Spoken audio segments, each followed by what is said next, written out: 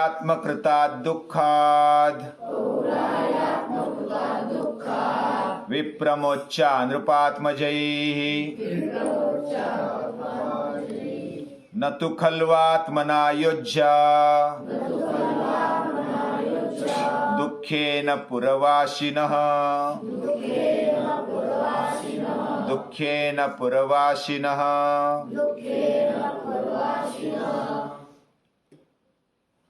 प्रभु राम वह वन के लिए निकले हैं।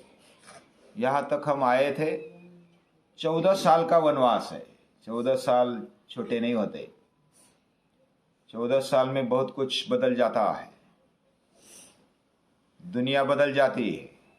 10 साल के आगे अगर चला जाए 12 साल का, इसलिए तब कहा जाता है।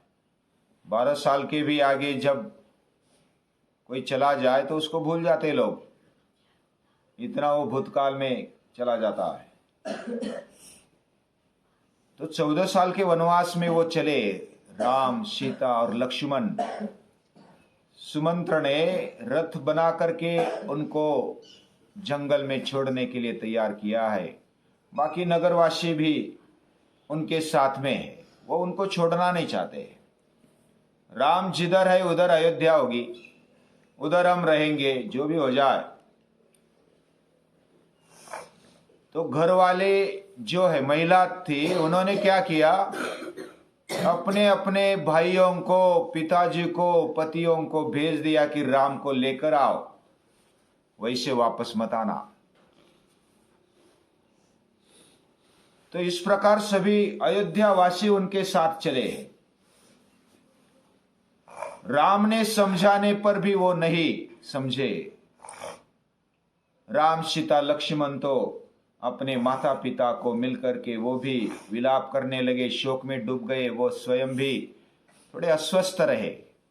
फिर भी अपने मत पर, अपने जो भी नियोजन किया हुआ था, वन में जाना है तय किया हुआ था, उस पर डटे रहे और वो चले। फिर भी नगरवासियों को बोला कि भरत जो है वह छोटा होने पर भी राजा बनने के लिए योग्य है, वो आपको संभालेगा, आप चिंता मत करना, मेरे से भी ज्यादा अच्छा वो संभाल सकता है। ये मैं आपको बताता हूं। आप अपने जो पूर्वी राजा यानी हमारे पिता दशरथ हुए, उनका ध्यान रखना। भरत जो भी नया राजा बनने वाला है, उनका भी जो भी काम है वो करना और उनके साथ हाथ बटाकर, वो बहुत ही अच्छे हैं, योग्य है, और उनके साथ रहना। फिर भी वो नहीं सुने कि आप जिधर है उधर हम जाएंगे। इतना प्यार और इतना लगन राम के साथ बनी हुई थी अयोध्यावासियों की। तो आगे आगे चलते हैं। इधर जो बाकी प्रजा है वह चलते चलते तमस्सा नदी के किनारे आ जाते हैं और तब तक शाम हो चुकी होती है। सभी नगरजन थक चुके, बाकी भी थक चुके, तो उधर डेरा डालने का सोचा। उधर जंगल ही था।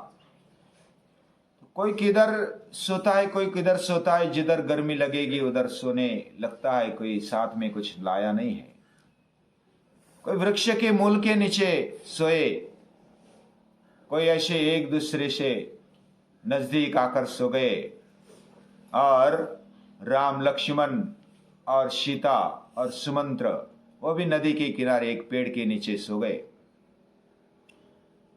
लेकिन वो सोना कहां, वह प्लानिंग कर रहे थे कि अभी हमारे साथ पूरा नगरवासी आए हैं, पूरी अयोध्या आए हैं, तो क्या करना। तो वो थोड़ा सा आराम करते हुए जल्दी उठ गए। ब्रह्म मुहूर्त के पहले ही उठ गए और सुमंत्र को बोले कि पौराह्यात्म कृतात् दुःखात्, यानी ये जो पौर है, नगरजन है, उन्होंने ये मूल के नीचे, पेड़ के नीचे कब तक सोते रहेंगे या तो कब तक दुख उठाएंगे, ये हमारे से देखा नहीं जाता। और राजकुमारों का, राजाओं का कर्तव्य है कि ऐसे पौरजनों को बिना कारण, अपने कारण दुख न हो जाए। यह सोच बहुत बड़ी है, ये विचार करने जैसी है। आज के राजा या तो कोई मंत्री संतरी देखो तो अपने लिए दूसरों को दुख देने वाले बहुत है। यानी मुझे व्यसन करना है, कोई दारू लाने के लिए भेजते हैं, कोई गुटखा लाने के लिए भेजते हैं, कोई व्यसन करने के लिए या तो पान खाने के लिए उनको किधर किधर भेजते हैं। तो ये मैंने देखा है। और ऐसे आज के अपने आप को राजा मानने वाले, वो अपने मौज मजा के लिए दूसरों को कितना भी दुख हो इसका ख्याल नहीं करते। और राम की और लक्ष्मण की विचारधारा देखो, पौरा ह्यात्म दुखा ह्यात्म कृता दुखात, यानी खुद से बने हुए जो दुख है, हम वन में चले हैं, हमें दुख उठाना है, वो तो हम तो तैयार है, लेकिन हमारे दुख के कारण, हमने उठाए हुए दुख के कारण दूसरे क्यों दुखी हो जाए। ये विचार बहुत ही ऊंचा है। ऐसा विचार कोई नहीं कर सकता है, सभी नहीं कर सकते। तो उनको, राजकुमारों का कर्तव्य है कि उनको दुख से मुक्त किया जाए। विप्रमोच्चा नृपात्मजयी। और न तो खलवात्मना योज्या, यानी अभी ऐसी योजना करनी चाहिए, अपने आप में ऐसी योजना करनी चाहिए कि दुखे न पूर्वाशनी, इस दुख से वो दूर हो जाए, ये दुख उनको न मिले। तो क्या करना चाहिए? तो राम बोलते हम रथ लेकर थोड़े आगे जल्दी निकल जाएंगे और इतने दूर निकल जाएंगे कि पूर्ववासी हमारे साथ न आ पाए। तो सुमंत्र से मंत्रणा करते हैं और वो बोलते हैं कि रथ जोड़ो, शांति से जोड़ो और सत्वर यानी जल्दी से जोड़ दो, और रथ तैयार होने के बाद हमें बताना, हम तुरंत निकलेंगे। और ये जब तक सोते, थके हुए थे, और थके हुए होने के कारण वो बहुत ही गाढ़ी निद्रा में सोए हुए थे सभी नगरजन। तो उतने में राम लक्ष्मण सीता उठ गए, सुमंत्र भी उठ गए और उन्होंने रथ जोता, वो उसमें बैठ गए। बैठ जाने के बाद आगे चलते, आगे चलते चलते बीच में 2-3 नदियां पार करनी होती है, वो नदी भी पार कर लेते हैं। वो छोटी छोटी नदियां हैं। बाद में आगे जाकर के श्रृंगवेरपुर नाम का राज्य, अयोध्या की सीमा वहां तक होती है।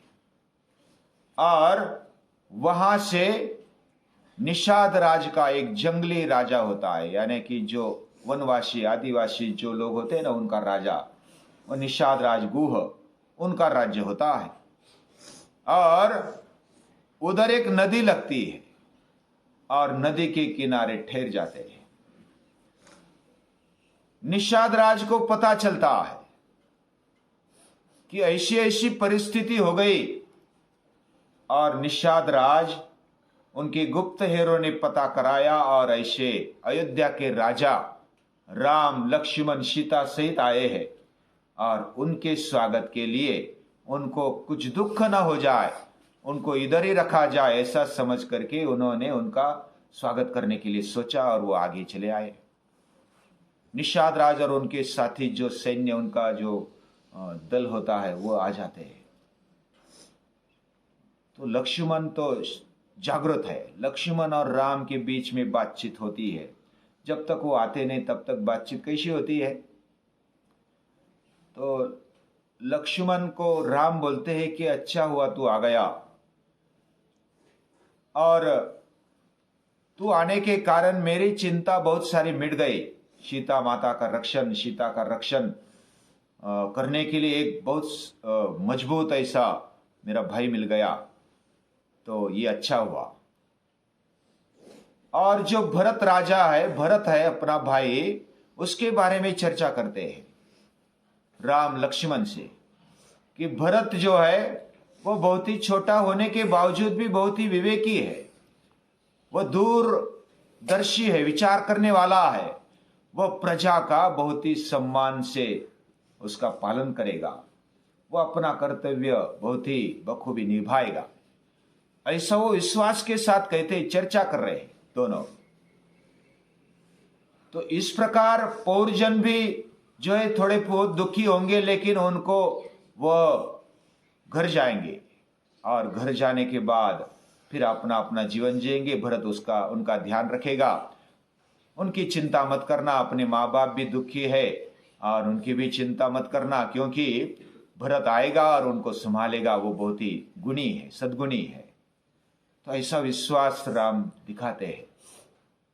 उधर नगरजन क्या होते हैं? नगरजन बहुत सुबह उठ करके देखते राम नहीं, लक्ष्मण नहीं, सीता नहीं, सुमंत्र नहीं, किधर गए किधर गए। वो रथ के पीछे चले जाते हैं। रथ की जो पहिया, उनकी जो चिन्ह होते हैं, वो चिन्ह के आगे आगे चलते, लेकिन बीच में नदी लगती है और नदी लगने के कारण आगे किधर गए पता नहीं चलता, कहाँ गए, रोते बिलखते विलाप करते नगरजन फिर वापस लौटते हैं। वापस लौटते उनमें भी जो वृद्ध होते हैं ना, सुमंत्र ने किसी को बताया होता है, जो वृद्ध होते हैं उनको, कि इनको ले जाओ, वापस ले जाओ और अपने अपने घरों में अपना संभाल करो, अपने राजा का, अपने जो दशरथ राजा है, कौशल्या माता है, उनका संभाल करना। और ये बताकर सुमंत्र ने बहुत सारे जो 2-4 लोग होते हैं उनको बताया चुका होता है। वो फिर वापस चले जाते हैं घर में, लेकिन घर आने के बाद वो महिलाएं होती है ना, वो फिर क्रोधित होती है उन पर। राम को बिना लेकर के कैसे वापस आ गए? आप षंड हो, नामर्द हो, आपने राम को छोड़ा, ये अच्छा नहीं किया, हमें छोड़ दिया होता तो अच्छा होता, उधर ही राम के साथ जाते। ऐसी बोलने वाली जो नारियां, महिलाएं, वो बहुत क्रुद्ध हो गई। उधर जो नाचने खेलने वाले बच्चे थे वो भी नाचना खेलना बंद कर दिया। जो दुकानें चल रही थी, चहल पहल थी, वो भी बंद हो गई। जो सड़ा रंगोली और बाकी सब चल रहा था वो भी बंद हो गया। सुबह की प्रार्थना, शाम की प्रार्थना, जो भी स्वाध्याय वो कर रहे थे वो भी बंद हो गया।